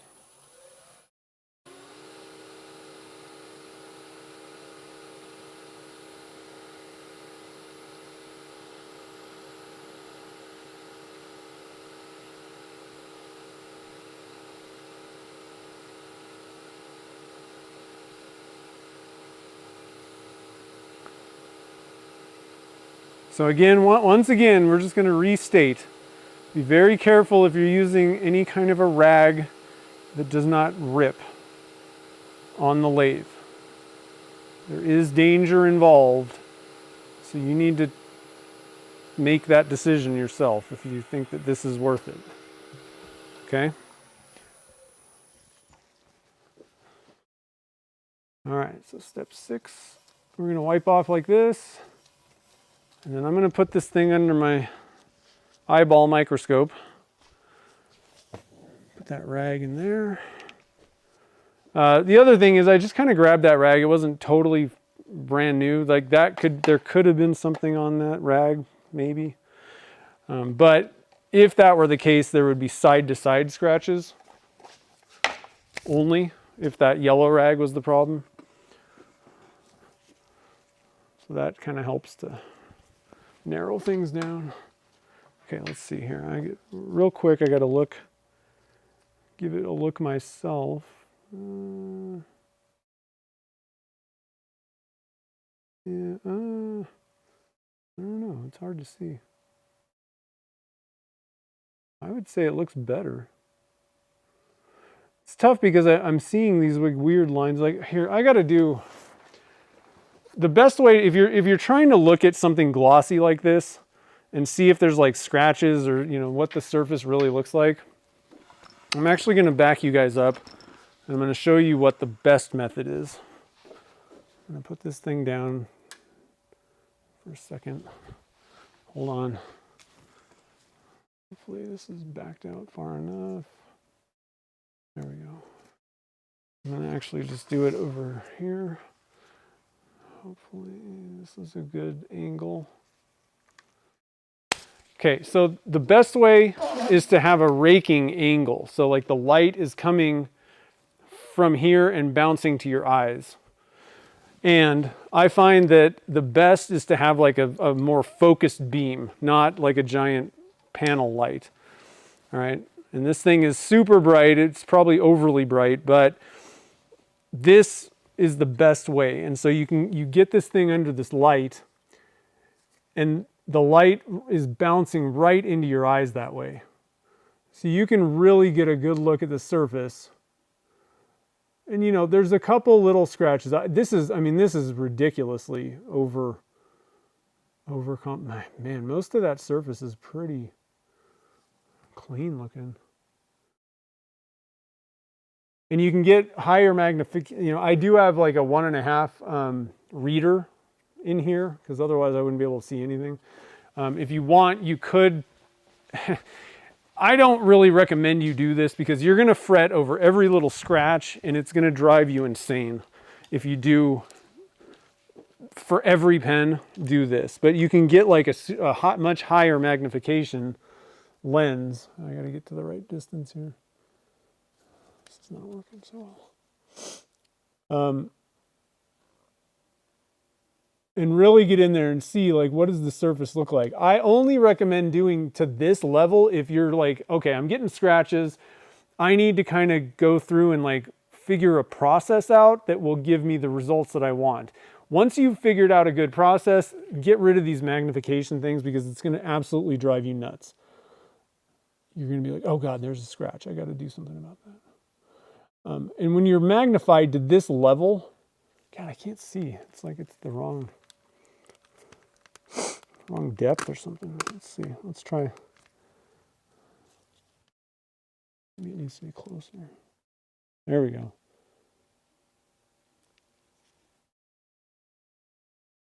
Wow, that's really... I gotta be honest, guys. I'm having a tough time finding scratches at all. There's a few like swirls, I would call them. But I could probably get those out hitting it one more time with the number 6. That's pretty good. Like, that's better than I normally get. Now, I did do it twice, right? I did do the entire process twice.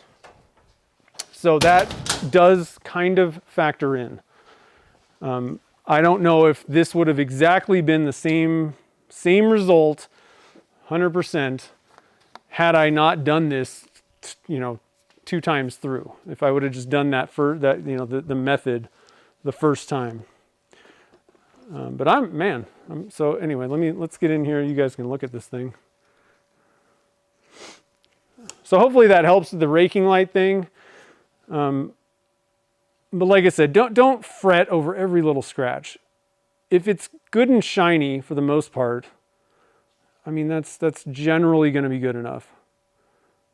But if you really want to dig in and try to work on where am I getting scratches? At what point? Then it's good to pull out those like higher magnification things so you can really see what the surface is doing. But I really recommend not fretting like that over every single pen because it will literally drive you up a wall. I'm pretty happy with this pen though, or this blank. What do you guys think? Let's go over to the casting view here. Let's see here. I need a microscope. No, like I said, I don't worry that much. I mean, I don't sell pens generally either. And I will admit, I am a little biased when it comes to the custom fountain pens, kitless pens. I do a little bit more work with those. But when I make those, I feel like I've put more work into it than a Sierra. Like it took me more steps and things. I had to put more of myself into it. And I personally, this is just a personal thing. I'm not saying kit pens are bad at all. They're great. But the average kit pen that I do is, in my opinion, significantly less important to me than most of my kitless pens. I really like the kitless pens, and it's kind of just a personal thing. I really like doing them. And so I take a little bit more time on like making sure there's, you know, and this is only really if I'm going to like sell it or give it to somebody. I will take a little extra time in that case, but otherwise I'm like, okay, it's good enough. The way that I can tell, and I guess maybe this will help. The way that I can tell without me pulling a microscope out, right? Get it under a light and you will see a reflection line. Okay, like depending on what the light is, maybe a brighter light might help in some cases, but you will see a reflection line. And if you've got like super, you know, bright reflection like in this part and then there's like a dull spot, like it doesn't go equally across. That's how I tell. I don't pull out magnifying glasses. If I look at the blank and it looks dull in an area, then there's scratches and I probably should put it back on the lathe and just do a little bit more work. That's the extent that I take. And I think that that's what I would, you know, for most people, that's plenty good. If it looks dull, then it probably is. You know, if it looks dull, there's scratches on it. That's the simple way to do it. But like I said, if you really want to dig in, you can get a little bit more nuts with it. Let's see if I can get this to work. It's kind of tight. Goodness, what's happening? Maybe I should take this thing off. That might not be a good idea.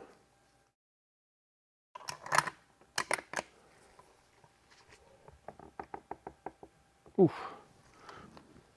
There we go. Might have been a little bit of glue in there.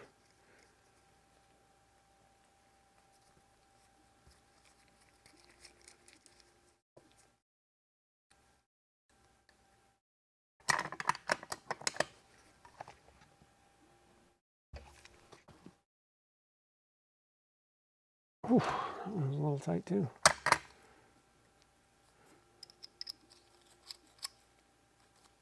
All right. Drop us the ink in there.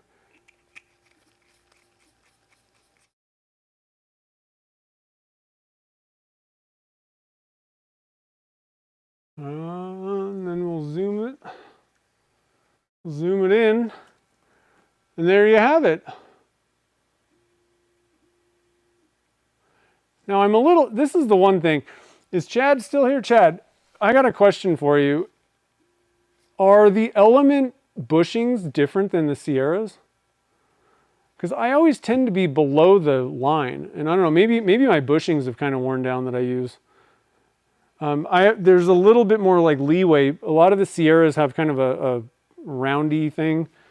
Let me go grab one. I might need to get new bushings because they might have kind of worn down a little bit. It's happened the last couple times though, where I'm just a little bit under and it's got kind of a catchy, scratchy thing. So let me know, is there like a different bushing for these, or I don't know if you guys can see that. It's a little bit, the blank's a little bit below. There we go. Come on.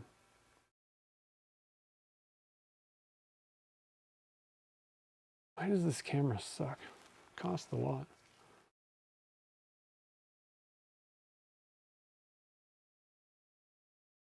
Yeah, they might be worn a little bit. This side's pretty good. This side's not so good. So I might be calling Brian. I know a guy. Yep. Pen stealing challenge. I know. Where did my blanks go? Good God. Somebody Harry Houdini'd my blanks out of the pressure pot while it was pressurized. So anyway, that was pretty fun. The fun funnels, like I said, I think despite some of the issues, like obviously these blanks looked pretty good. And you saw how I did these, you know, the pour. This was from the batch that we did on the stream. It worked great. And I honestly think that you're probably going to get better results because I'm having some issues with the resin. It's doing weird things and not it's like I'm pouring at the wrong temperature basically, and I'm not. So I think that you're going to probably even get better results, and we're going to come back to this once I get new resin, everything's like good, you know, I'm back to normal in the shop. And if I get the same problems with the new resin, then I guess I'm just going to have to wait. Luckily the temperatures are going down soon, I think, in the shop, and then things should just settle down. But you know, just a reminder, like when you know you're looking at like what is the working time for resins and you know all the specifications and things, typically they recommend like room temperature, like 72 degrees Fahrenheit. That's what typically, when you're talking about casting resins, the manufacturers intended you to be using it at, okay? And so you're gonna kind of get the best results, I find, if you're somewhere around that temperature, especially when you're trying to keep colors separated. You start creeping up over 80 degrees Fahrenheit and things just suck. It's just not fun because you're kind of battling things. That window of time, regardless of what, you know, what's going on with your resin, you know, perfectly good resin, at 80, 85 degrees, the window of time that you have to get good results with the swirling and all that stuff shrinks. You have a less working time in general, and that kind of gel period window shrinks. So, you know, you're going to get the best shot at doing whatever you're doing if it's like 70 degrees. So I'm looking forward to the fall, so I don't have to worry about this stuff, because I usually just leave the resin out. I don't chill it and do all that kind of stuff. I just started running into problems that I thought maybe that'll kind of help, you know, but once the temperatures go down in the shop and I'm like, we're just 70 to 75 at the max, then I'm just leaving it out. So like I said, I think that even you're going to get better results than I'm getting on these even if you try the fun funnels. Going back to it, if you want to do the vertical thing and you want to get about a 300 to, let's see, I think this held up to about 360. I think that was actually pretty perfect on this funnel and the settings that I did. So again, if you're going to print the funnel, and you can get them on Jake's website, the STL files for printing. If you want to print your own and change things up like this, what I used was 75, so 75%, 75%, and this is for like the scaling numbers in the slicer. I did 75% for both X and Y, and then I did 115% for the Z. So it's taller than the normal one, but smaller for the X and Y. And what that does is gives me smaller holes. We never tried the just normal small funnel. That will hold whatever for the most part. That holds 600 grams of resin, so that should do for most every vertical pour. My only problem is the holes are bigger and they're spread out further. So I think, and I never tried it, I understand, but you're probably going to want to wait till a thicker, higher temperature kind of thing with these bigger holes. That might be something. But I think the best result is just to do it this way. Don't spin. Honestly, the whole spinning thing, and it's not very fun. I think it might be more fun to just do it like they were intended. Just kind of pour it around, make a giant mess. If you're using, like the Gatling mold or, whatever you're using, the 6-inchers, the easiest way to contain a spill is just put your mold in one of these. This is a 2.5 quart measuring cup. Just put the mold in there, and if it goes all over the place, who cares? You don't even have to clean up your silicone mat or anything, but it's not going to get all over your pressure pot. That's an easy way to contain spills. So anyway, guys, pretty fun stuff. I'm pretty excited. Hopefully I will get new resin soon, and I will update you on what I find when I get fresh resin. I'm thinking that is going to solve the problem, and everything's probably going to go back to normal in the shop. Now, if you are looking to buy pen blanks, I got to be honest, guys, I'm starting to run out of stuff, and I can't fill it until I have resin that I'm getting normal results from. So there's quite a few of the older team pen blanks that are like dwindling. We're like really low inventory, if not out. I should be getting the Colorado Rockies. That's going to be a new one. It's going to be purple, black, and silver. That one actually should, I think, be coming soon. I am not getting, I don't know what this means, but I have the regular clear, so not slow set. It's a different batch that I feel like I'm not getting the same issues with, but it operates differently, and the timing windows and things are all different. So I don't want to use that as a measuring stick to tell me that the clear slow is messed up, but I seem to be getting better results with the regular. So those may be coming to inventory soon. There are just some colors that I really need the slow version for. So, and there's even some of my, what do I call it? The artisan series, like the mica powder ones. A few of those are running out. So just be patient. We should have this fixed soon. And bare minimum, even if I'm just crazy and there's no contamination issue, it's just the temperature in the shop and I'm just screwing things up. The temperatures are coming down in probably a couple weeks in the shop here. So we should be good to go either way. So anyway, let's see. Is there any questions? Or yeah, so actually one thing I totally forgot to do. You could put sometimes with glitters, it works better to put a clear coat finish over, because they're like little polyester or I don't know, some sort of a plastic is what the little glitter pieces are, and they don't polish technically, So if you've got a lot of glitter in something, a lot of times I recommend just putting a clear coat over it, a CA finish or something. You're going to it'll look a lot better. It's going to bring back that glitteriness. Luckily though, with the Starlight glitter, there's just a little bit of it in there. And it worked out fine just polishing it. It's looking sparkly. So just another little tip. Let's see here. Harold, pen stealing. Yeah. All right, Wood Butcher, have a good one. No, I don't care for the Colorado Rockies at all. We went to go see, so the reason we went to a game at the Colorado Rockies, I have a friend that lives in Boulder, and Gretchen and I, my wife and I, are one of our, like, I guess, bucket list or whatever you want to call it. One goal that we have is to go to see a game at every stadium. So we just happened to, over Christmas, meet up with a friend that he was in town here. His parents, he's a high, like from like grade. I would say he is my oldest friend, basically, first and best friend kind of thing. So we grew up, like, knew each other since first grade. So his parents still live here. He was here for Christmas. That's a lot of information.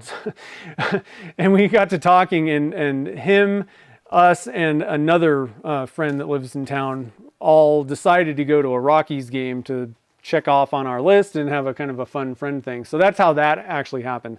But I had a pen blank called Nevermore that worked for the Rockies. It was pretty much the same colors as the Rockies, and it also worked for the Baltimore Ravens. It was purple, black, and white. And both of those teams have those colors pretty much the same. So I just made one blank that kind of worked for both. But the reality is, it wasn't like 100% for either. It worked, it was fine. But when I redid all my team color blanks, I decided that I'm going to go for purple, black, and I'm not sure if I'm going to do white or not, but purple, black, white, and like there's like a dark gold that the Baltimore Ravens have. And I decided that I wanted to add that gold part and like basically create two blanks rather than just have the one that sort of works for both. So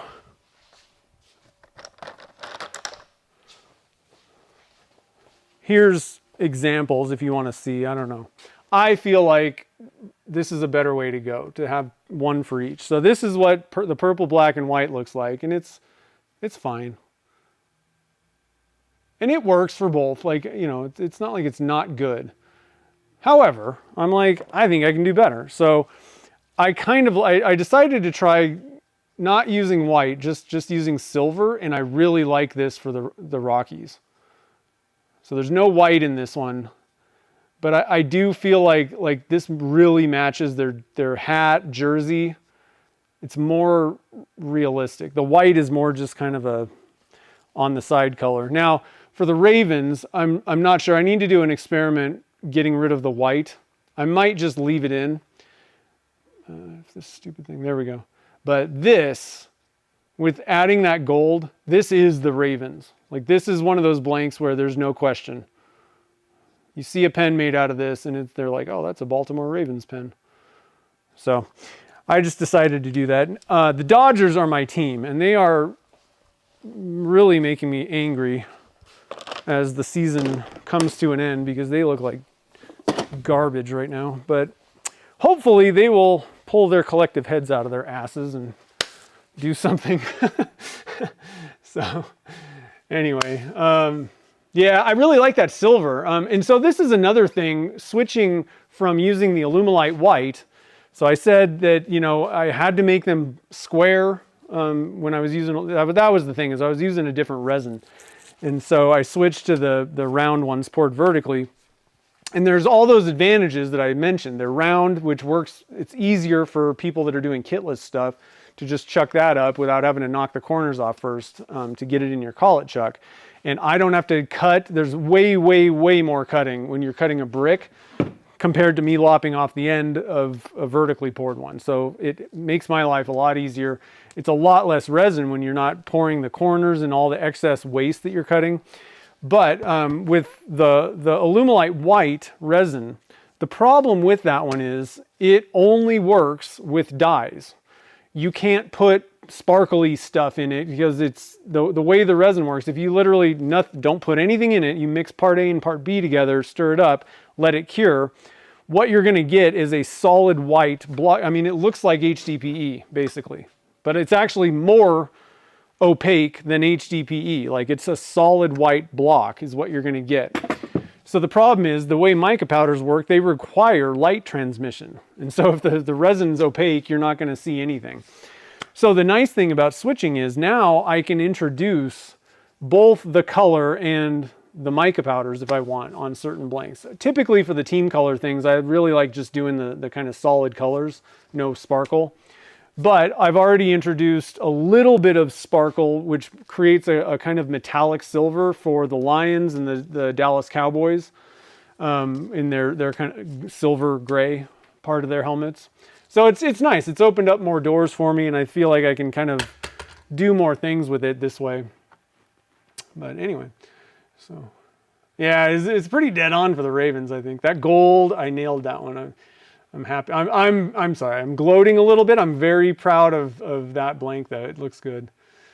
The real test is going to be my brother and sister-in-law. They used to live in Baltimore, so they're big Ravens fans. I'm going to make them a pen, probably one for each of them. And I'm going to say, okay, what do you think? How do you feel about this? Is this the Ravens or not? And if they say, yep, then it's a dead giveaway. I might make one of them. What I might do is make one of them with the white and then one of them with no white and just the gold, purple, and black, and see what they feel about that. So anyway, guys, I hope you have a great rest of the evening. So for Pen Blank Club folks, we've got these blanks going out to you this month. Now, if you are a Pen Blank Club member, subscriber, there may be a slight delay on the other one because we don't have the other blank yet, and I need to make them, and I don't want to send blanks that I'm not happy with. So I wish my resin would have came today because I think I could have gotten those all done for you. But worst case scenario, I mean, it may be like a week late at the worst. I think that we can get things rolling because like I said, I was talking to Chad. And we might be able to kind of get resin to me quicker if that stuff is just floating around the country, my original order. So anyway, maybe a little bit of a delay on getting the pen blank clubs out this month, but probably not. I think I can get everything going. So anyway, guys, I hope you have a great rest of the evening. Don't forget, there's links to the Fun Funnel STL file if you want to print them, as well as just the Fun Funnels if you just want to buy a Fun Funnel and have a good time with it. So Jake prints them, like I said, either option. You can buy the file to print on your own 3D printer and do whatever you want. Then in that case, you can, adjust settings and do whatever you want. Or you can order the ones, they have a small and there's a bigger one even, and this is pretty big. There's a bigger one. And there's the nice thing about the standard sizes, they have little silicone plugs. So you can plug it and you don't have to worry about tape and possibly that being a catastrophe. So anyway, head over to jakeblanks.com and grab them. So anyway, guys, like I said, I hope you have a great rest of the evening. Thanks for joining the fun, and I'll see you guys on the next stream.